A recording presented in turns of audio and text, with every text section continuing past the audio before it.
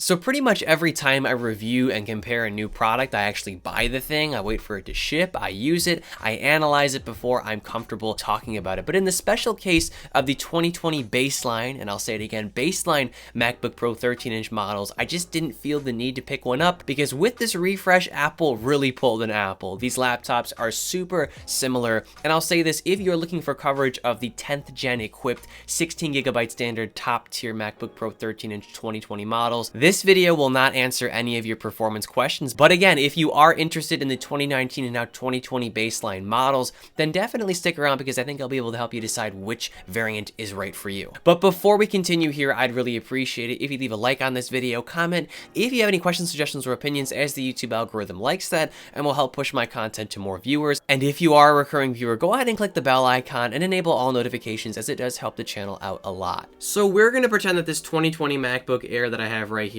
is one of the 2020 baseline MacBook Pro 13-inch models, and I'll explain why in a minute here. But first off, let's talk about what's the same between these two laptops, if you will. Basically everything, just kidding, just the overall display quality and size, the design, the trackpad, the ports, and oh, the specs as well. The baseline 2020 models did not get the same 10th gen 16GB of RAM spec upgrade that the top tier $1,800 and $2,000 models got. They still sport the same 1.4 GHz Intel Core i5 quad-core processor, which is still plenty powerful, but still, many consumers, including myself, are frustrated with Apple for not including at least a bit newer of a processor in these baseline models. So yeah, this is the primary reason I didn't buy a new model to cover, because it's essentially the same laptop, the same specs, display, design, with the exception of two things. Number one, there is upgraded base storage. The baseline models now come with double the RAM that they did, so the 128 gig model has now been bumped up to 256, and the 256 gig model has been bumped up to 512. So that's great if you need to store a lot of files locally. And of course, the biggest, most notable and noticeable change is in the keyboard, which I have represented right here. The new MacBook Pro 2020 baseline models, in fact, all the 13-inch models have the new Magic Keyboard and the same 16-inch MacBook Pro setup where you have a dedicated escape key and a dedicated Touch ID button. So this is basically that minus the touch bar right here, which is why I have it right next to me as a reference. And of course, with this keyboard, I would say the experience is like 40% better. You actually have travel. This keyboard is less prone to breaking. It's very much like the, MacBook Pro Retina, silver MacBook Air keyboards. Those were really great. So they slimmed them down and took the good parts of the butterfly key switches and implemented them into here. So yeah, I'm really happy that Apple finally killed off the butterfly key switches. They just weren't great ever. However, though, with the 2019 model, at first I was like, ew, switching back to it from my MacBook Air. But after a minute or two, you do get acclimated to it. And if you do use this laptop on a daily basis, you're not going to really care too much unless you are really weird about keyboards. I enjoyed this laptop for several months. I used it for college. I typed up papers on it. So I did enjoy my time with it. Is it the best keyboard compared to the Magic Keyboard? Absolutely not.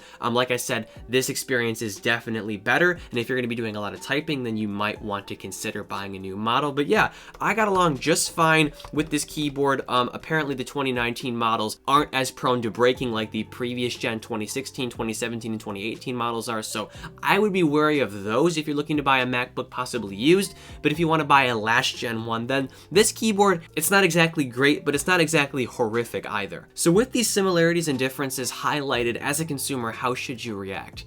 Well, if you have a 2019 model, unless you have a big problem with the keyboard, then there's absolutely no reason to upgrade. It's the same laptop as I highlighted, with the same display, performance, specs, everything, with the exception of the new keyboard. But if you are weird about keyboard, I mean, you always can sell this for like 90% of what you bought it for, probably 85%, with taxes and like fees that Swappa or eBay might charge you. And then you could pay, an extra $200 to get this keyboard if you really wanted. So that's an option. And as for the people who are looking to upgrade from an older MacBook Pro or a MacBook Air or MacBook even, or if you don't have one at all and you've been eyeing the baseline 2019 models and now you're looking at the 2020 models, you have to ask yourself the question, can I tolerate a virtual escape key and the butterfly key switches, even the better ones from 2019? And if the answer is yes, and you've used them in person, then by all means buy a brand new 2019 model for $200 to $300 off with the same specs and the same everything, of course, minus the Magic Keyboard. But if you're like my friend Patrick, for example, who has been waiting for the 14-inch MacBook Pro, which will probably come sometime later this year, and you really like the Magic Keyboard and can't stand the butterfly switches, then by all means consider buying a brand new baseline model. But once again, if you're not in dire need of the Magic Keyboard setup with a dedicated Touch ID button and an escape key, the baseline 2019 models that are being sold are still amazing values because they're essentially the same damn laptops minus the keyboards they should have had since 2016. And also, like I said in the beginning of my video, if you're looking for coverage of the 10th gen equipped top tier MacBook Pros, this is not the channel. I'm just not interested in that laptop as my workflow really doesn't revolve around super portable, you know, like MacBook usage. If I need power, I go to my iMac 5K, and if I really needed power on the go, I'd probably buy a baseline or a mid-tier 16-inch MacBook Pro because I do need dedicated graphics to get through my 4K video editing workflow. And that about wraps things up here. I hope this video was helpful if you were torn between the 2019